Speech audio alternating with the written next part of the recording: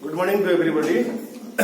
Welcome to Panda Sir's virtual class on writing skills or writing sections of class 12 English.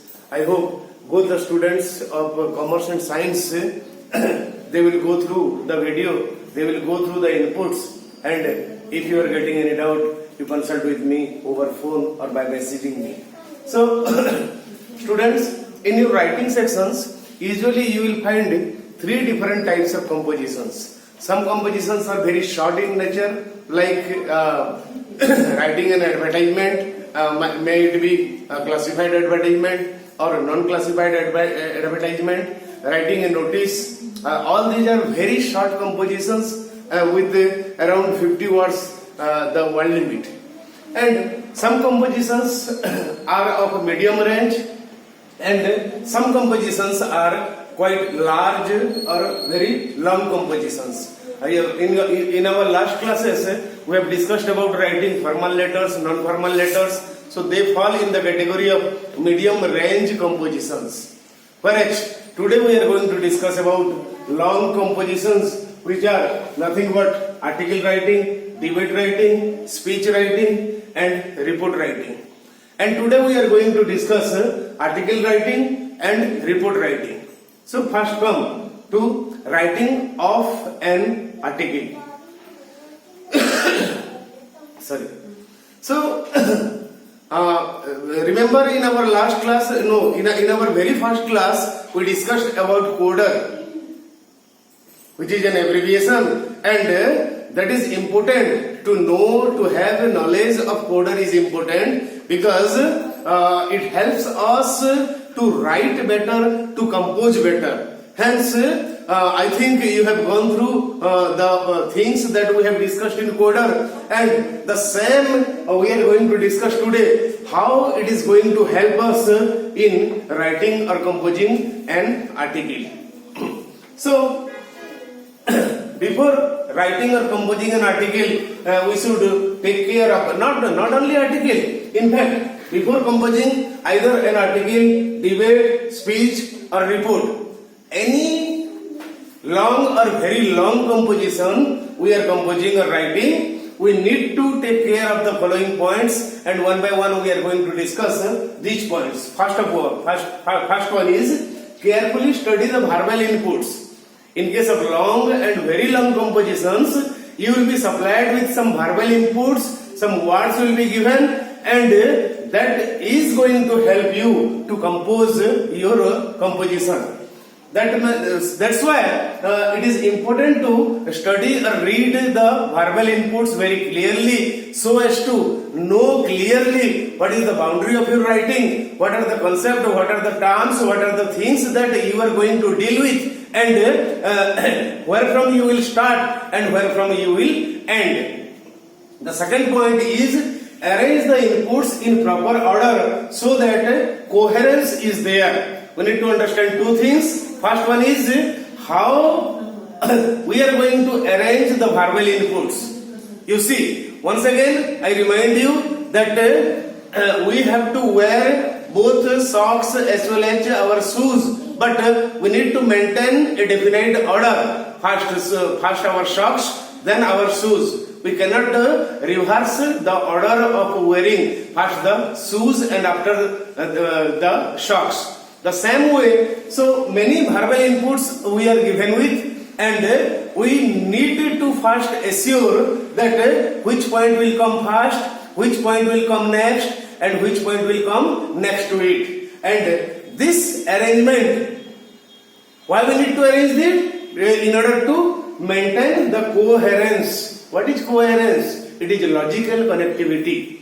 Logical connectivity, I would like to cite one example to understand better the word coherence or logical connectivity. Suppose I am writing a speech or I am participating in a debate and I raise the question, do you know why India is poor? Once again I repeat my sentence, do you know why India is poor?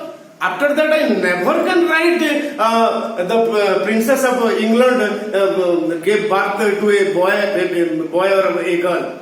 Because there is no logical coherence, there is no logical coordination between these two sentences. If I raise the question, do you know why India is poor?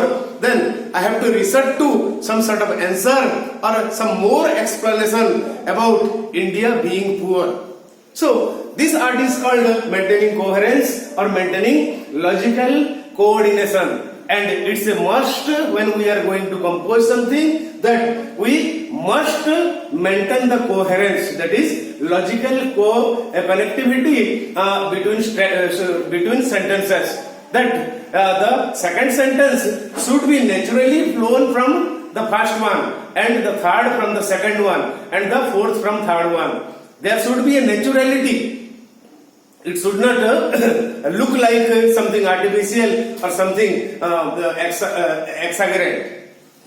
The next point, that is, don't get deviated, be pinpointed. Yes, sometimes we have much information about a topic, and even if there should be a limit, we simply cannot help ourselves in explaining more and more fact about that thing. But we have to maintain the proportion properly so that each and every verbal input is explained just how much it is needed. And while doing this, what we should take care of? We must take care of the word limit that we have at our disposal. That's why don't get deviated. Deviated means getting away from the right path or right track to be pinpointed. That means what you are discussing, just be pinpointed towards the discussion, towards the verbal input, and simply write or explain that much, how much is actually needed.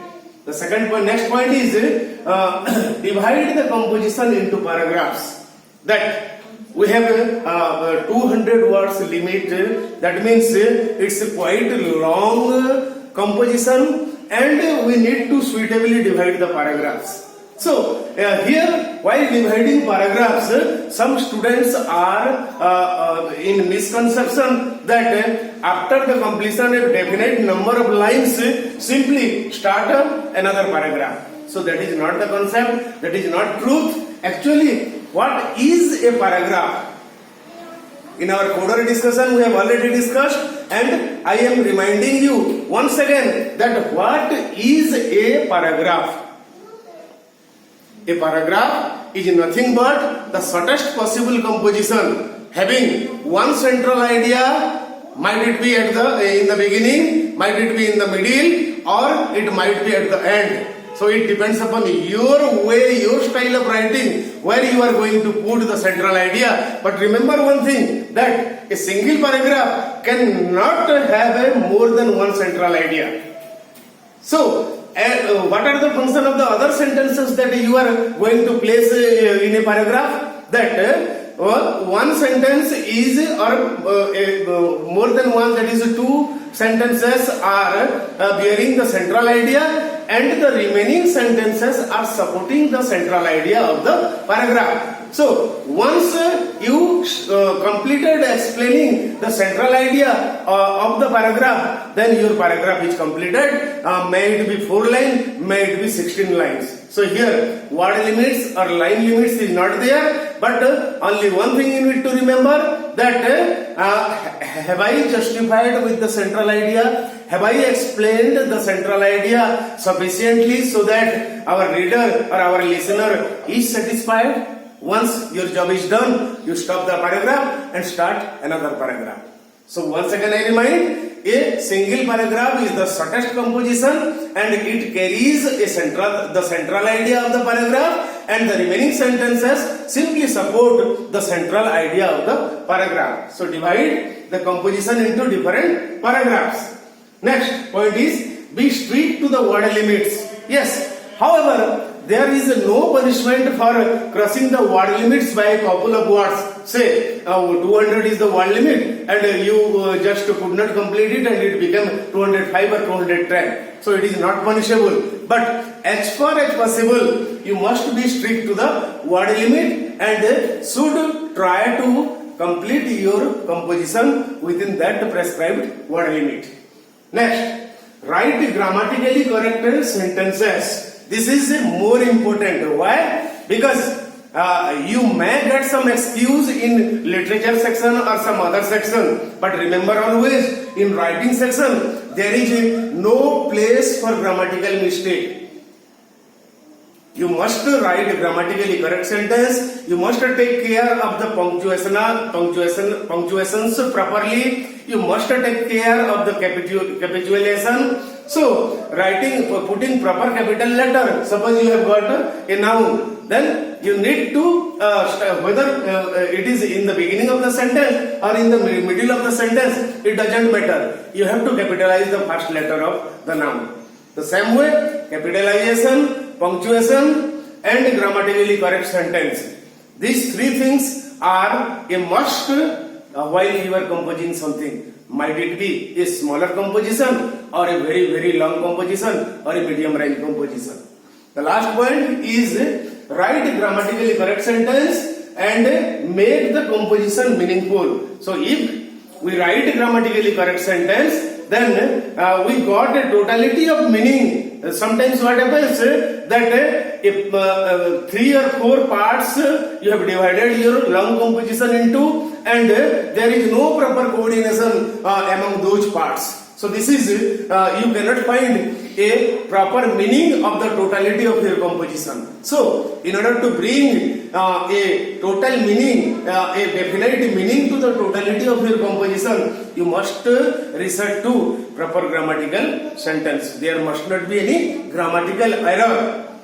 So this is all about very, very long composition that you need to learn the art. So you can get any questions or topics randomly. You can choose from some books or from any other sources, and just try to practice the art of composing an article. So our next class discussion would be the composition of speech, debate, and report writing. And till then, goodbye. If you are getting any trouble, any doubt, then don't hesitate to ask me over phone or by messaging me. Thank you and have a nice day.